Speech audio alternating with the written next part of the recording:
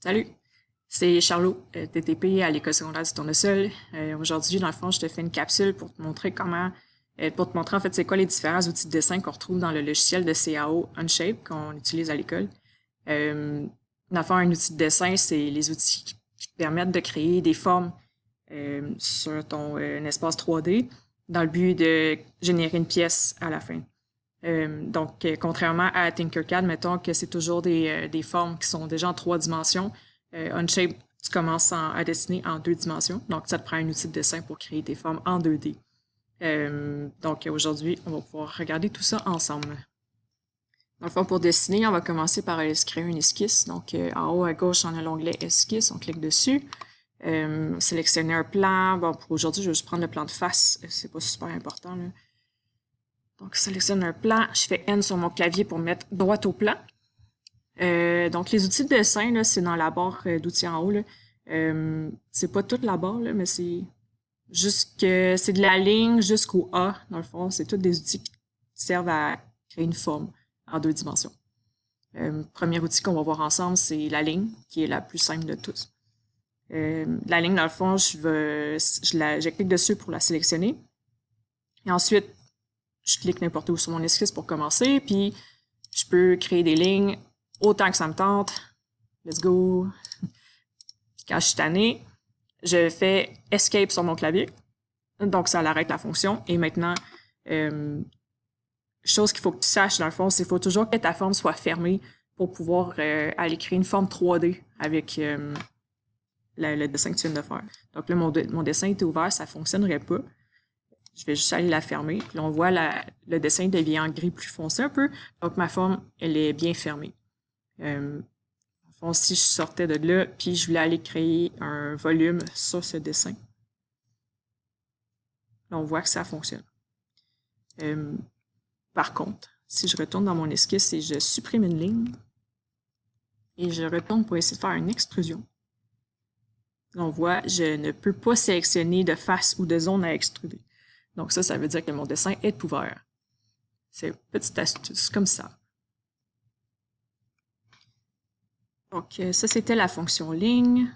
Je vais retourner dans mon esquisse. On va supprimer tout ça. Je vais juste highlighter. Bye bye. Parfait. Ensuite, on a tout ce qui est carré, rectangle. On a 3 façons de créer un rectangle, dans le fond, dans Onshape. On va voir le premier, qui est un rectangle par le sommet. C'est le plus simple de tous. Dans le fond, je clique dans mon écran et j'étire mon rectangle. Puis, comme on voit, j'ai les dimensions qui apparaissent de chaque côté. Ça, on peut venir les corriger par après. C'est vraiment pas un problème. Mais dans le fond, première façon de faire un rectangle par un sommet. Deuxième façon de faire un rectangle, c'est par le centre. Donc, je clique dans l'écran et j'étire. Et on voit que mon rectangle s'étire de façon symétrique des 2 côtés. Quand je valide, mon rectangle est confirmé. Et dernière façon. Dans le fond, on voit tous les outils de dessin qui ont une petite flèche à côté, c'est qu'il y a plusieurs façons d'utiliser l'outil. Donc là, j'ai cliqué à côté pour voir c'est quoi mes options. Puis là, j'ai un dernier qui est le rectangle aligné. Dans le fond, le rectangle aligné, c'est que je vais sélectionner, je vais créer une ligne sur mon esquisse. Donc, les 2 premiers points de mon rectangle. Et ensuite, je vais étirer comme ça me tente pour faire le long côté ou le côté qui manque finalement. Et voilà. Donc, les 3 façons de créer un rectangle dans Onshape. Les prochains outils qu'on va voir ensemble, c'est l'outil cercle. Je clique dessus. Cercle, j'ai 3 façons d'utiliser un outil cercle. J'ai à partir du centre, un cercle à 3 points, puis un ellipse. Fait qu'on va commencer avec le cercle à partir du centre, qui est le plus simple des 3. Je le sélectionne, je viens sur mon écran, je clique, ça devient mon centre, et j'étire mon cercle selon le rayon, le diamètre que j'ai de besoin. Sache que la dimension qui est affichée ici présentement, c'est une dimension de diamètre, parce que j'ai un espèce de petit rond avec une barre dedans. Ça, c'est le symbole pour un diamètre. Donc, si jamais, toi, tu as juste une mesure de rayon sur ton plan, puis tu as besoin de l'utiliser ici, tu fais juste x2, puis ça te donne, dans le fond, 2 fois le rayon, ça te donne le diamètre. Ensuite, on va voir le cercle à 3 points. Bon, je sélectionne un point de mon cercle, un deuxième et un troisième. Donc, sache qu'il y a seulement une façon de faire passer un cercle par 3 points. Donc, là, tu peux pas te tromper. Si jamais tu dessines avec un plan face à toi, c'est peut-être un peu plus difficile à utiliser. C'est un peu plus... t'as plus de liberté de jeu là, quand tu crées un cercle comme ça. Mais ça peut être utile dans certaines occasions. Et finalement, on a l'ellipse. Donc, l'ellipse, je sélectionne un point. Donc là, je peux contrôler la grande mesure de mon ellipse. Je la sélectionne et je sélectionne ensuite la deuxième, la largeur, si on veut, de mon ellipse. Là. Je peux la rapetisser ou l'agrandir. Voilà.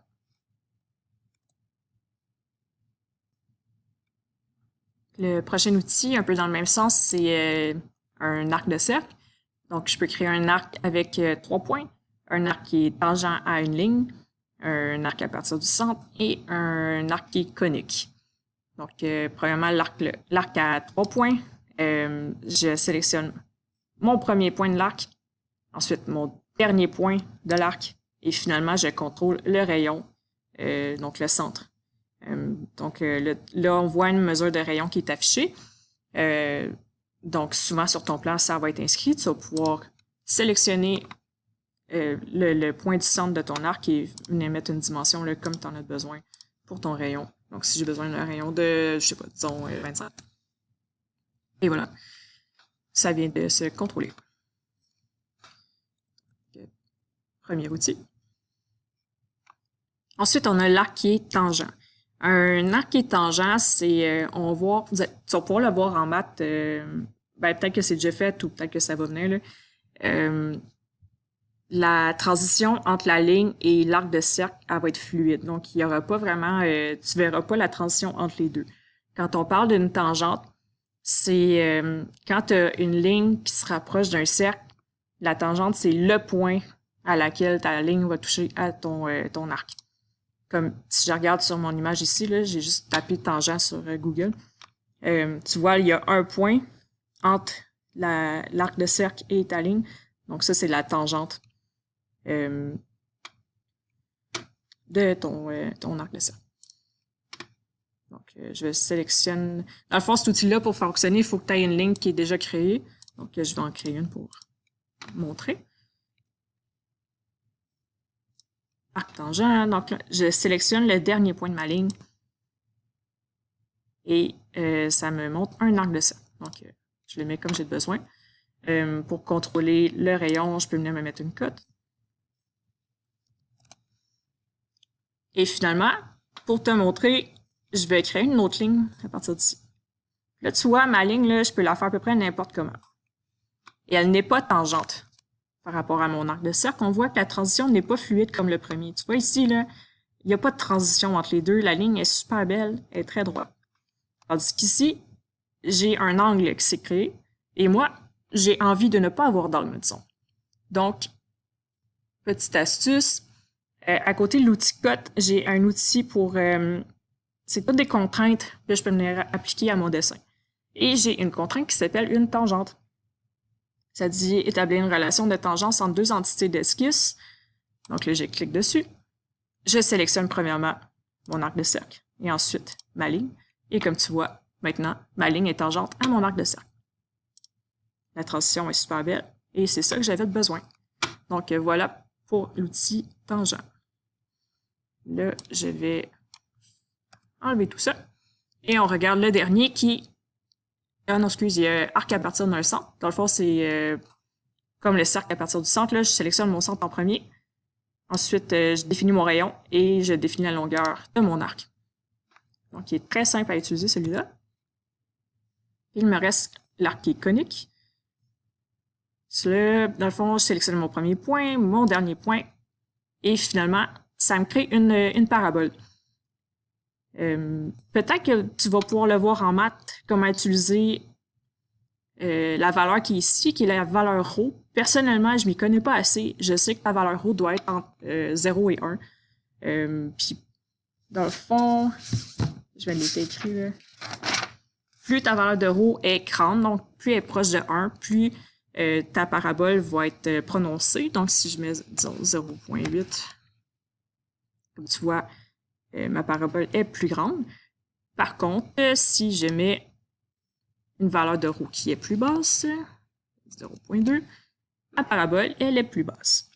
Donc, c'est pas mal tout ce que tu as besoin de savoir pour utiliser cette fonction-là. Je vais effacer tout ça. Le prochain, dans le fond, c'est les polygones. Donc, j'ai soit un polygone inscrit ou circonscrit. La différence entre les deux, on va commencer par le polygone qui est inscrit. Si je clique sur mon écran et j'étire, tu vois, dans le fond, il y a comme un set de construction. Quand la ligne est en pointillé, c'est une ligne qui va disparaître plus tard. On appelle ça une ligne de construction. Puis mon cercle, il est toujours par rapport au côté droit de mon polygone. Donc, c'est ça qui me permet de contrôler la dimension du polygone. Donc, disons que j'y vais comme ça ici. Je clique et ensuite, il me demande de sélectionner le nombre de côtés. Donc, plus j'approche mon curseur du centre, plus le nombre de côtés est petit, est faible, donc 3 côtés. Et plus j'étire, plus j'ajoute des côtés à mon polygone, donc je peux me rendre jusqu'à 22. Tu peux aussi juste prendre ton clavier et écrire, disons, 5, puis ça te fait un polygone à 5 côtés immédiatement. Quand tu es satisfait de ton choix, tu cliques dans l'écran et voilà, ça a créé ton polygone. Tu peux même, si tu désactives ta fonction, là, tu peux aller changer ton nombre de côtés. Le 5, moi je le veux, mettons, à 8 finalement, mais ta dimension va toujours rester par rapport au rayon que le cercle a créé à l'intérieur de ta ligne. Donc ça, c'est que la ligne est inscrite à l'intérieur du polygone. Donc c'est pour ça que c'est un polygone inscrit. Donc si on y va avec le polygone qui est circonscrit. Oups, ça n'a pas tout enlevé. OK. Polygone qui est circonscrit. Je sélectionne le centre, un peu comme tantôt. Maintenant, ma ligne de construction, elle est basée par rapport aux pointes de mon polygone, par rapport aux arêtes. Donc, disons que j'y vais ici, je sélectionne. Encore une fois, il me demande de sélectionner le nombre de côtés, c'est le même principe. Donc, si je vais à 4, il me crée un carré. Si je vais à 7, je ne me rappelle pas du nom. Je clique à l'extérieur pour valider mon choix. Et encore une fois, si je veux changer mon nombre de côtés, je peux. Donc, 9. Puis ça va modifier toujours en gardant la mesure du rayon que j'avais demandé au début. Donc voilà pour la fonction polygone. C'est encore une ligne. OK. Prochain outil, c'est l'outil spline. Je vais passer super vite là, parce que c'est un peu plus flyé comme outil. L'outil spline, c'est une courbe quelconque. Donc, je me sélectionne des points dans mon esquisse et ça me crée une courbe qui passe par tous les points. Je pourrais aussi y aller avec une fonction Bézier qui me crée un genre de polygone qui ensuite je peux venir contrôler mes points là pour contrôler ma spline. Oups. Comme ça. Ensuite, j'ai l'outil point que je peux utiliser. Par contre, un point comme ça dans l'écran, dans l'air, ça fait pas grand-chose en termes pour un dessin. Donc, souvent, on va plus s'en servir en combinaison avec une série de lignes. Donc, disons que j'ai une ligne qui fait partie de mon dessin. J'ai besoin de venir mettre un point, que ça peut être un point d'accrochage ou un point pour venir couper ma ligne en deux. Je sélectionne l'outil point, je viens juste le mettre sur ma ligne. Ça,